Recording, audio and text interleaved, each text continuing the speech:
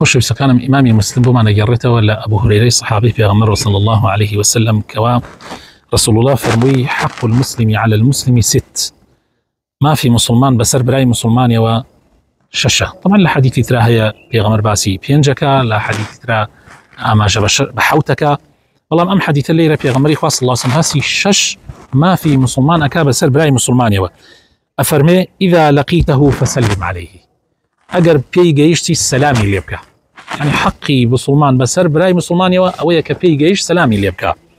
طبعا مەسئلەیەکە زۆر گرنگە، خەڵک لەم مەسەلە زۆر غافڵە. يعني سەلام لە یەکتر نەکردن طبعا زۆر خەتەرە، و سەلامکردن لە یەک زۆر گرنگە بۆ مەسەلەی ئیمان و دینداریەتی.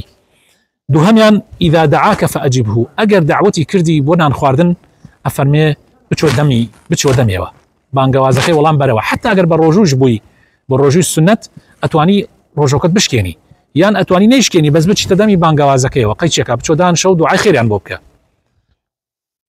وإذا استنصحك فانصحه، ئەگەر داوای ئامۆژگاری لێ کردی بەخیلی لێ مەکە و ئامۆژگاری بکە، پرس و ڕای پێ کردی لە بابەتێکە بەدەمیەوە بچۆ. یا حیفە ئینسانی مسلمان بەدەمی برای مسلمانیەوە نەچێ کاتێ داوای شتێکی لێکە.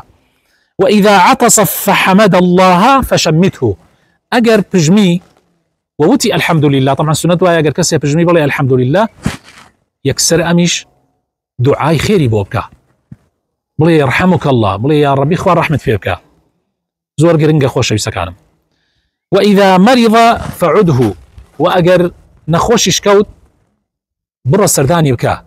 ئەگەر توانای سەردانیکردنیت هەبێ، نەخۆشیەک نهانی نەخۆشیە ناتوانی سەردانی بکەیت، بەڵام ئەگەر توانای سەردانیکردنیت هەبێ، مادام نزیکتە، مادام تواناتێ سەردانی بکەیت، سەردانی بکە. یەکێکە لە مافی برای مسلمان بەسەر برای مسلمانیەوە.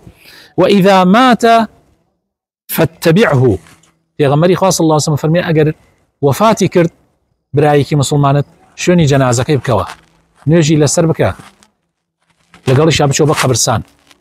ئەمەیە مافەکانی برای مسلمان بەسەر برای مسلمانیەوە. هەوڵدەن ئەم مافانە بە قەدەری توانای خۆتان جێبەجێ بکەن.